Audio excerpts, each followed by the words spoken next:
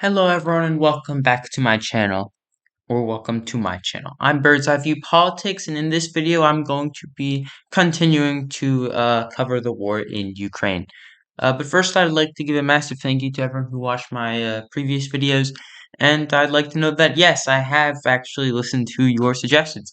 So now I've figured out how to increase my mouse size, and of course I've also got a second map, so we'll be using both maps to cover this video. So first, want to talk about, quite simply, the previous Russian advances and why they were so successful in northern Luhansk, because it looks like that is the next major offensive that Ukraine will take. Now, in northern Luhansk, as you can see from these areas that are Russian, from the 25th of February, it only took them until the 6th of March, so very few days, a little over a week, to go through the entirety of northern Luhansk before they reached, of course, the river that would eventually become where Russia would be bogged down, trying to fight their way towards Kharkiv from the southeast.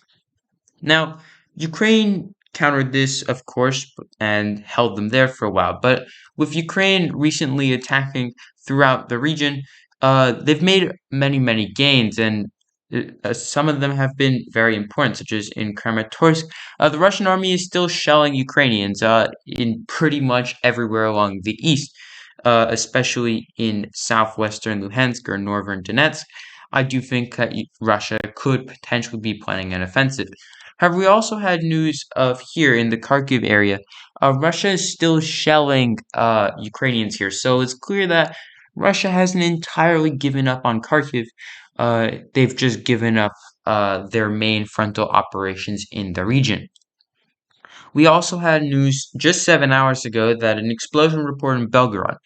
It is unclear if this is Ukrainian or Russian. It could be Ukraine blowing up some Russian supplies, or maybe some Russian anti-Putin protesters blowing up some stuff because they don't like the war in Ukraine. But more than likely, I believe that this could potentially be the Russians themselves. Well, why?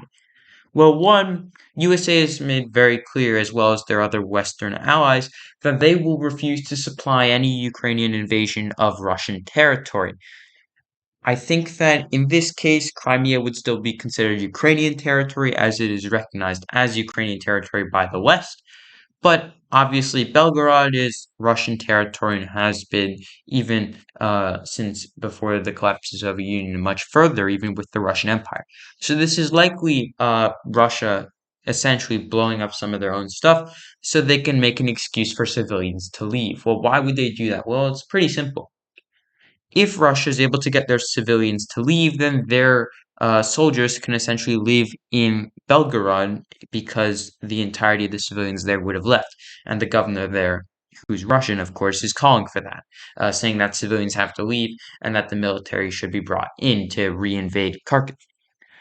It could happen, but I think it's unlikely because if you remember, Russia never really made it that far towards Kharkiv, and Ukraine has just pushed them out and probably still has substantial forces there. However, we also had some more important news. We had in Melitopol, we had 3 major explosions there, as well as many, many, many areas where Russia is shelling. Well, why is this? Well, as I said in my last video, uh, it seems that, of course, we had our battles in Kherson in the southwest. We had our battles just currently going on to the east of Kharkiv in the northeast.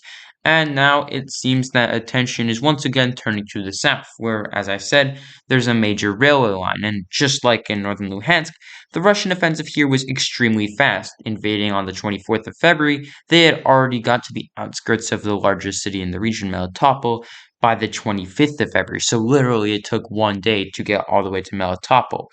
Part of this was that the Ukrainian forces were disorganized, but mostly it does seem to be that the area, the land there is simply flat and there's no natural obstacles to mobile weapons, which of course Ukraine probably has more of than the Russians because Russia lost much of their heavy weaponry in the opening weeks and months of the war fighting in cities such as Kiev or Kharkiv. Now, I would say that Ukraine is likely not going to attack here, and Russian shelling isn't really that much of something to watch. But what is something to watch is that Ukrainian engineers have made headway in repairing essentially the infrastructure near the power plant in Zaporizhia. They now have their third backup power line, which means that all three backup power lines to Zaporizhia's power plant, nuclear power plant, have been restored. This means that, of course, not only is Ukraine likely to not attack currently, but it would be very hard for Russia to attack because, as you can see, there's a river in the way, and Russia is not likely to make an attack across the river. We also have news of slight Ukrainian gains, but Russia has made some counterattacks, some more successful than others. There's still bombings and red alerts, as we call them, in Donetsk, and there's been many, many missiles hitting Kherson and explosions there as well. We also saw, of course, more air raids and more explosions in this district, the Kharkov district.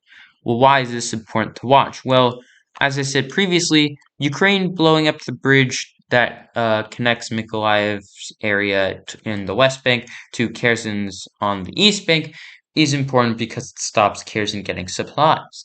However, there's other rivers further behind that, such as this little area right here, where there's essentially one highway connecting Russian-occupied Crimea with the more newly Russian-occupied areas towards the north. And it's the same story here.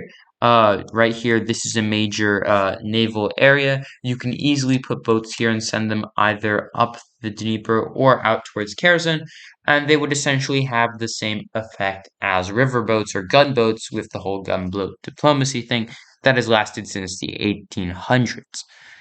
We also had news that Ukraine has been conducting airstrikes and liberating areas as they move further and further through towards Kherson and Kakova. Potentially significant, but I do believe now, and I think that it's mostly obvious for all to see, Ukraine wanted to take Kherson, and obviously Kherson would have been a bigger victory than Kharkiv is. However, Kharkiv is going to be where Ukraine actually planned to attack from, and I do think that is something that we can easily see because, of course, at Kherson, very little progress, mostly against Russian units in the north. Whereas in Kharkiv, not only did they knock out the Russians to the north, but they essentially liberated nearly the entire region up to a certain river, and Russia, of course, is no longer able to fight there. I do think that we have to watch what happens in the coming days if Ukraine continues to bomb areas that were previously taken over by the Russians in their essentially lightning invasion, the old Russian blitzkrieg that lasted for roughly 2 weeks at the beginning of the war. Ukraine could obviously go here, and with some slight bombing, they could take out many of the rail networks coming out of Crimea into Kherson and into Melitopol, which would essentially strand all the units in the middle of the Kherson and Melitopol areas and stop them from being able to move. Of course, lots of heavy weaponry and mobile weaponry would be lost in the case of that. We also had uh, also in the Kharkiv area, we had essentially counterattacks here. Now, this little white area in between the blue and the red, that's stuff where there's currently fighting. The red is, of course, Russian-occupied territory. The blue is Ukrainian territory that they have recently taken back from Russia. We do still, of course, as I said, have Russian bombing, but it does seem that, of course, Russia is now bombing behind the lines of the Ukrainians. Whereas if they wanted to seriously counterattack to take the city of Lyman and knock the Ukrainians onto the other side of this river, then Russia would probably have a lot more bombing taking place here. And I'm sure they're using their artillery there, but it does seem Russia has had some major issues supplying their forces. Overall, though, the north is still quiet, basically no Russian bombings anywhere there.